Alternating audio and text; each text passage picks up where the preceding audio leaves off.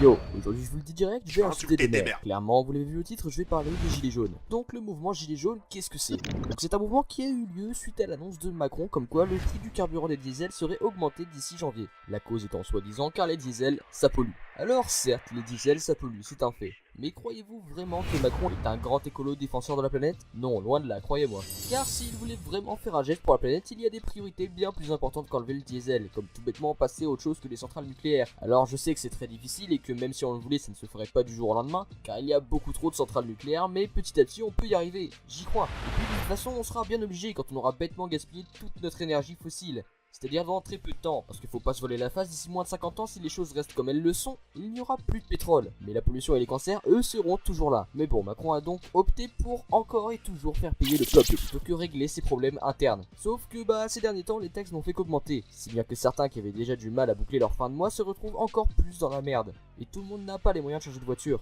D'autant plus que pendant des années, l'État a poussé les gens à acheter des diesels jusqu'à ce qu'on se rende compte à quel point ça pollue. Mais depuis ce jour, les années passent et le prix du carburant du diesel ne fait qu'augmenter et a atteint un coût inacceptable. Ces taxes touchent principalement les gens qui vivent à la campagne, puisqu'en général, les transports en commun ne sont pas présents là-bas. D'autant plus que si certains vivent à la campagne, c'est aussi car la vie en ville leur coûte trop cher. Mais si se rendre à leur boulot coûte aussi trop cher, désormais, il n'y a plus d'issue. Et c'est là que cette petite augmentation fut la goutte de trop pour le peuple. Pour le symbole du mouvement, le peuple a choisi les gilets jaunes, en référence aux gilets jaunes qu'il est obligatoire d'avoir dans une voiture. En soi, le mouvement est putain de bien et c'est beau de voir la France aussi soudée. Du moins, ça l'était au début. Car comme tous les gros mouvements de masse, il y a des débordements. Les gilets jaunes faisaient finalement pire que Macron. Ils bloquaient des gens pour aller à leur travail. Vous pensez vraiment que c'est la bonne solution? Vous souffrez de votre perte du pouvoir d'achat due au déplacement entre votre boulot et votre domicile. Mais au final, vous empêchez des gens de travailler. C'est encore pire. D'autant plus que les gilets jaunes devenaient de plus en plus provocants envers les gens comme s'ils cherchaient à se faire écraser. Ils cuisent des barbecues, font des danses sur la route. Ah oui, non mais je suis sérieux, totalement sérieux.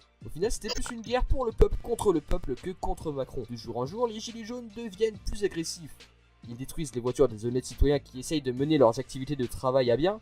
Et l'autre jour, ce fut pour moi la goutte de trop qui a fait que je ne pouvais pas ne pas faire cette vidéo. Les gilets jaunes ont brisé les interdictions et sont allés manifester sur les Champs-Élysées. Mais en plus, pas juste pour manifester, ils ont littéralement tout cassé. Des magasins dévalisés, une préfecture incendiée, des attaques aux forces de police. Ils ont vandalisé notre belle ville, capitale de la France qu'est Paris. Sérieusement, c'est juste totalement débile, ça n'a plus rien à voir avec la cause de base, vous déchaînez juste et vous profitez de l'occasion pour vandaliser des magasins. Bon, je suis tout de même conscient que les gilets jaunes ne sont pas les casseurs, mais les casseurs sont quasiment au même nombre que les gilets jaunes. À Paris, c'est l'anarchie. Imaginez ce que penseront les millions de touristes qui verront des animaux se battre contre la police à Paris. Certains se croient carrément en 1789, ils croient qu'ils vont décapiter Macron, non mais sérieux, il va falloir apprendre à se calmer. C'est dingue de voir à quel point notre société ne tient qu'à très peu de choses finalement. Surtout que c'était bien de la merde après la révolution si vous étiez pas au courant. Et donc on est en droit de se demander jusqu'où ça va aller. D'autant plus que Macron vous a entendu et il vous a répondu et a même demandé à cesser la violence pour pouvoir en discuter. Surtout que je comprends Macron, s'il se plie à la volonté des gilets jaunes, ça remet totalement en cause l'autorité de l'État. Parce que ça voudrait dire qu'à chaque fois que quelque chose ne vous plaît pas, vous pourriez tout casser.